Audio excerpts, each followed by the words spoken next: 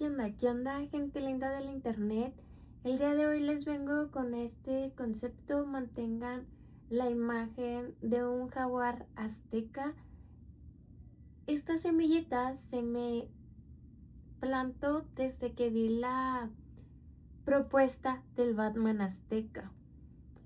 Honestamente, no estoy tan empapada del tema como me encantaría, pero hoy creo que vamos a tocar ciertas cosas clave. Ya se las saben, este no es un canal de divulgación científica, ni de historia, ni nada por el estilo. Son un poco de cosas sacadas del internet, de mi cola pestosa, y más que nada es para que tengas un bonito ruido de fondo, para que te sientas acompañado, acompañada en esas noches de insomnio en la que no logras juntar las pestañas. Así que vamos a darle. Y también quiero comenzar con la premisa del que si te has cuestionado el por qué es importante el lenguaje con el que nos enseñan la historia. El lenguaje con el que enseñan la historia no es un simple vehículo de información, es una herramienta poderosa que moldea la forma en la que comprendemos el pasado, interpretamos a sus protagonistas y asumimos, casi sin notarlo, ciertas jerarquías de valor. Cada palabra elegida encierra una perspectiva, una intención y muchas veces la relación de poder. Por ello, cuestionar el lenguaje histórico no es un ejercicio superficial, sino un acto crítico que permite ampliar la mirada y reconocer voces que durante siglos fueron silenciadas. Cuando la historia se narra desde un lenguaje cargado de un solo punto de vista, se construye una versión parcial del pasado. Los personajes se transforman en héroes o villanos según la conveniencia del relato dominante. Los pueblos se reducen a escenarios pasivos y los acontecimientos se representan como inevitables. En cambio, el uso consciente y plural del lenguaje abre la posibilidad de comprender los hechos desde una visión más completa, inclusiva y crítica, donde el pasado no es una línea recta, sino un entramado de memorias, resistencias y significados.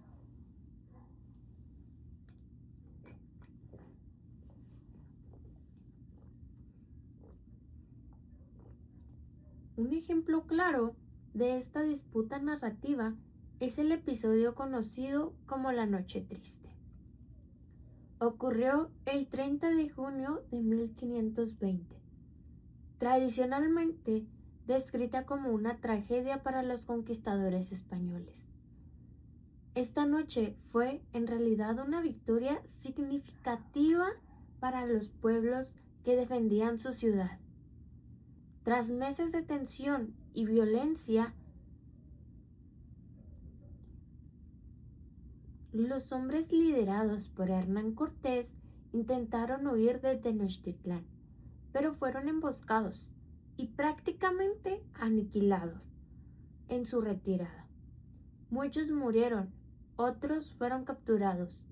El proyecto de conquista apareció por un momento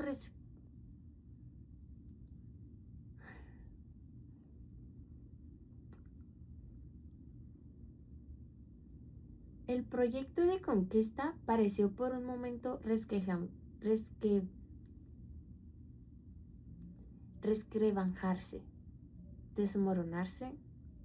¿Qué palabra les gusta más? Sin embargo, cuando este episodio se reinterpreta desde la cosmovisión cercana a la mexica y a los pueblos mesoamericanos, el lenguaje se transforma. Y con él el significado del acontecimiento.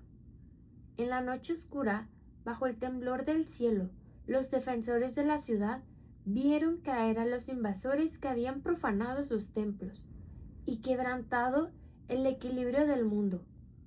No fue solo una batalla, sino un acto de resistencia cargado de sentido espiritual y colectivo. Así quedó, inscrito en la memoria del pueblo, que resistió, luchó y aún en la derrota final jamás desapareció. A pesar de esa derrota, Cortés logró escapar, con dificultad, pero escapó, junto a los pocos hombres que revivieron. Lejos de rendirse, reorganizó sus fuerzas, estableció alianzas con pueblos indígenas que se oponían al dominio mexica y regresó meses después con un ejército fortalecido.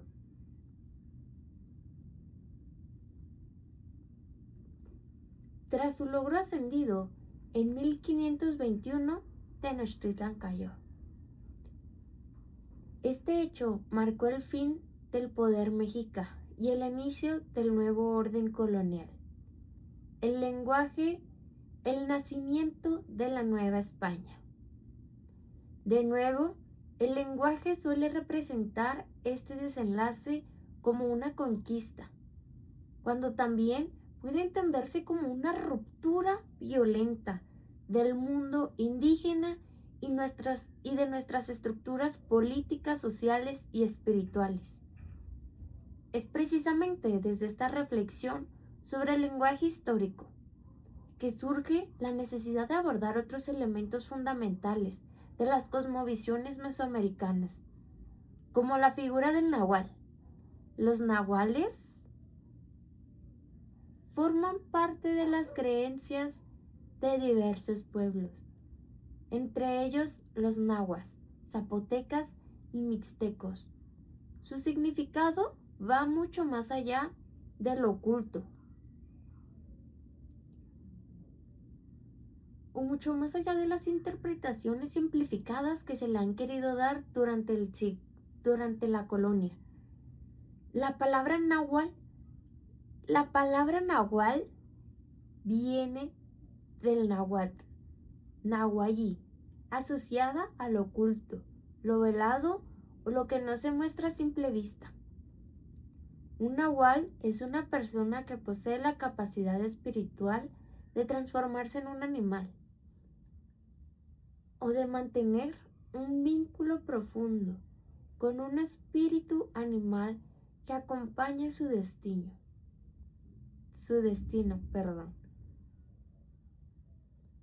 En algunas tradiciones, esta transformación puede ser física, adoptando la forma de animales como el jaguar, el coyote o el perro, o diversas aves.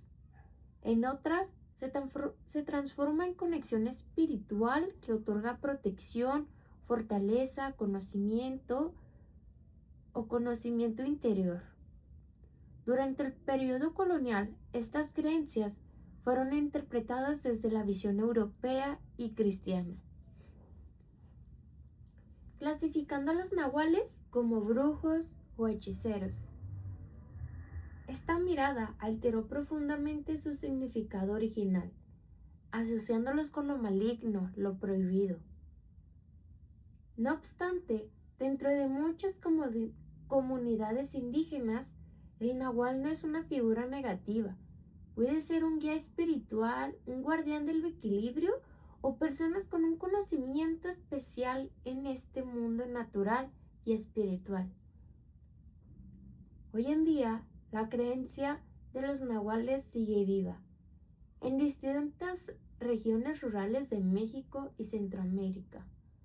En algunos lugares se les teme, en otros se les respeta y en otros incluso reciben nombres distintivos, pero su presencia persiste, como testimonio de una cosmovisión que no fue completamente borrada por la colonización.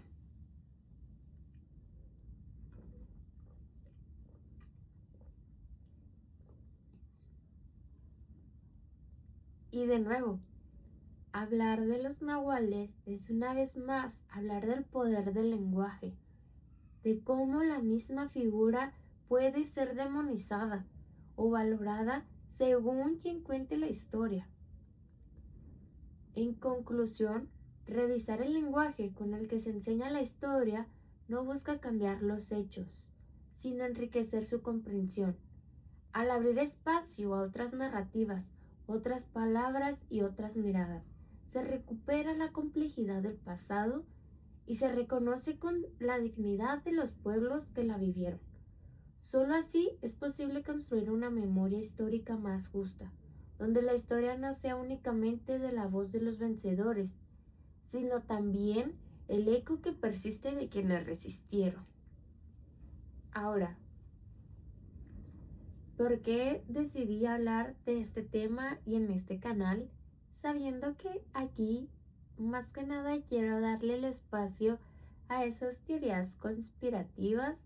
Hoy sentí que tal vez y no iba a quedar mucho con mi peinado como lo traigo con el cabello húmedo, pero no quería que se perdiera la emoción. Es más, vamos a ponérselo a Pikachu.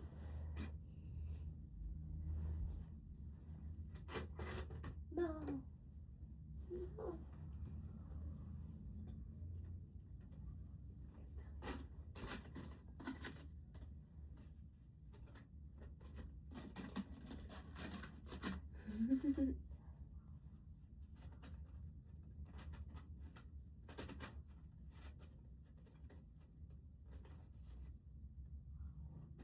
Ah, ah.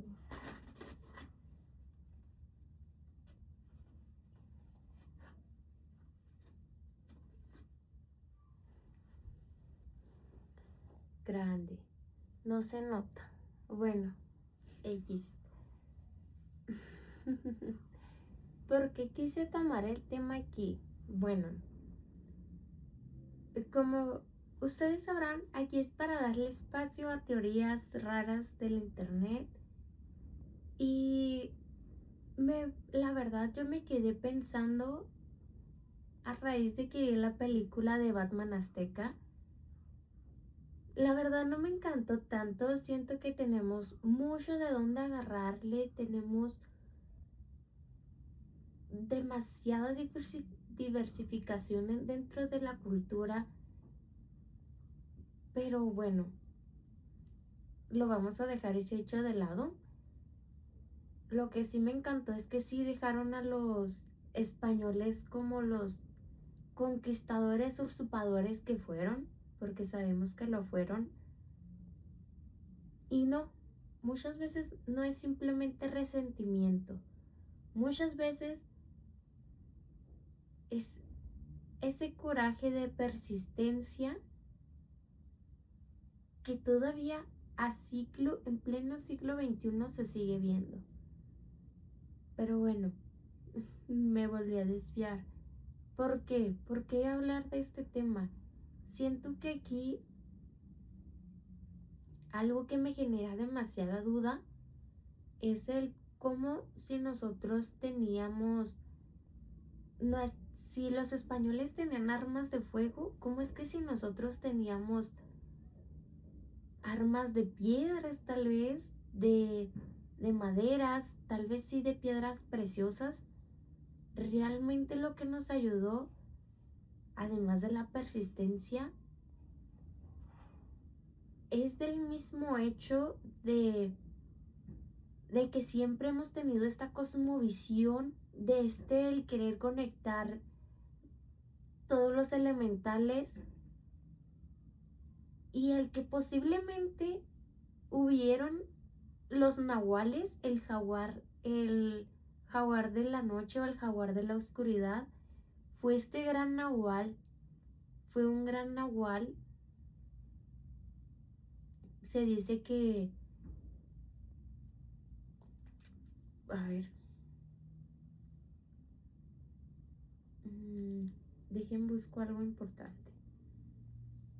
El guerrero jaguar podía solo contra 20 soldados enemigos.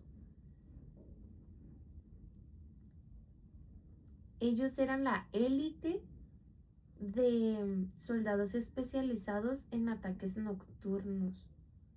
Siento que ese fue un gran as bajo la manga que no se consideró, que fue tal cual el uso de la magia, la espiritualidad. Y me encanta ahora con lo que ha salido de los Terians y demás. me acordé de esta teoría que ya me había surgido y pensé si esperarme para el día de las razas que hay, pero dije yo, vamos a sacarlo ahorita, idea que viene, idea que vamos a estar sacando, pero me encanta.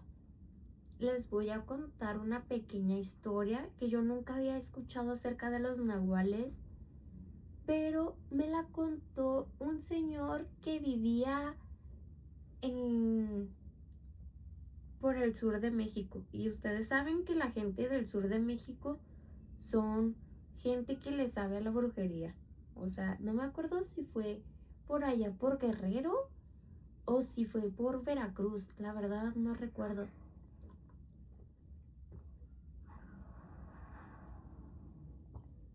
Total, este señor nos decía que los nahuales no son como se piensan. Que sí hay muchos estilos de nahuales que, por decir, tomar caballo como en la santería, es el hecho de que tú le prestas tu cuerpo humano al espíritu animal y dejas que éste se represente a través de tu cuerpo. Y está bien heavy. Pero este señor me contó una historia que ni siquiera nunca la había escuchado por ninguna parte. Y hoy por predecer su, su historia la vamos a contar aquí. ¿Qué sucede? Él dice, uy, perdón por el ruido de fondo. Espero que eso no les vaya a afectar su sueño. ¿Qué decía este señor? Que había un nahual que se sacaba los órganos. No sé si puedo decir eso, pero todo su interior, tal cual su interior físico, lo dejaba en un arroyo, en un campo de agua que se mueve, pues, que está en movimiento constantemente, lo dejaba ahí amarrado como con una red de pesca y lo dejaba ahí amarrado y lo dejaba ahí corriendo y que él trabajaba con todos los elementales. Algo así recuerdo, se la estoy parafraseando porque ya tiene mucho que me contaron esa historia, pero me encanta la verdad. Y él me contaba que dejaba el señor ahí sus órganos y que él llegó a ver esos órganos ahí, ¿sabes? O sea, llegó a ver esa red de pesca y que había mucha gente porque pues ahí la gente en el pueblo se acerca al mismo arroyo todas pues para agarrar agua, para hacer sus actividades. Pues él me cuenta que todos sabían y veían que vivía por ahí algún nahual, pero que no sabían quién era. ¿Por qué si se mantiene mucho en secreto todavía hasta hoy quiénes son nahuales? Porque si es algo que se ha demonizado, si es algo que si no estás bien adentrado en la cultura o en esa religión, puede ser muy mal juzgado o mal visto así, sin, sin nada previo, me explico. Entonces no sabían quién era el nahual del pueblo, pero sabían que había un nahual. Y luego dicen que una vez que se perdió un niño, este nahual lo devolvió a su casa y que el niño dice que vio como un coyote le estaba diciendo que ya no siguiera a allá son los que son los mm, cho- cho- son una especie de gnomos que son como pues los que se roban a los niños, pero tienen su nombre ahí en ese pueblo, pero ahorita no me logro acordar qué nombre es. Chaneques, creo que eran los chaneques. Y el niño dice como el coyote le dijo que no le hiciera caso a los chaneques, que no saliera a jugar con ellos. O sea, ¿sabes cómo? Y el niño dicen que creció y todo y que él sí se acuerda que le habían dicho que ya no saliera a jugar con ellos, pero que no sabía de dónde venía la voz. Entonces, por esa y miles de obras más, se sabía que el nahual era bueno, ¿Me doy a entender? Y me imagino que era cambiaformas. O sea, es que no me acuerdo muy bien. Había otra historia y mencionó que ahí era como una especie de híbrido pájaro, pero no era un pájaro normal. Entonces yo concluyo que era uno de estos nahuales cambiaformas, vamos a decirlo de alguna forma. Pero ¿dónde está el detalle? Que en una de esas veces vieron como otro animal, quién sabe si fue salvaje, si fue otro nahual encubierto, se comió la red de pesca que dejaba en el río, se lo comió, se lo comió otro animal. Y que vieron este animal raro, ya, que encontraron este pájaro raro, híbrido, rarísimo, mal puesto al fondo de la selva. Pues hazte cuenta. Te la estoy parafraseando mucho porque esta historia me la contaron en el trabajo. Había mucho ruido de fondo y no hubo tiempo de que me la contaran de corridito. Así que probablemente más de un detalle se me esté perdiendo. Pero de ahí en fuera, ¿a ti te ha pasado algo similar? ¿Qué sabes de los nahuales? No.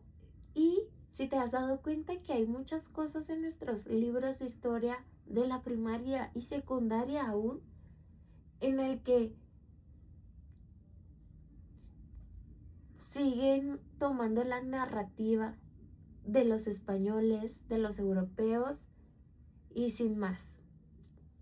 ¿Tú te has dado cuenta de esto? No olvides en dejarme algún comentario, en contarme tu historia, en contarme sobre qué deberíamos de hacer, qué represalias deberíamos de pedir para que se nos escriban de nuevo esos libros de historia. ¿Crees que realmente sí influye el, el texto, el cómo se nos narra la historia? ¿Crees que influye a nuestros hijos? ¿Crees que influye a las infancias al cómo se autoperciben a sí mismas, el cómo perciben el extranjero? Te leo en los comentarios. Nos vemos.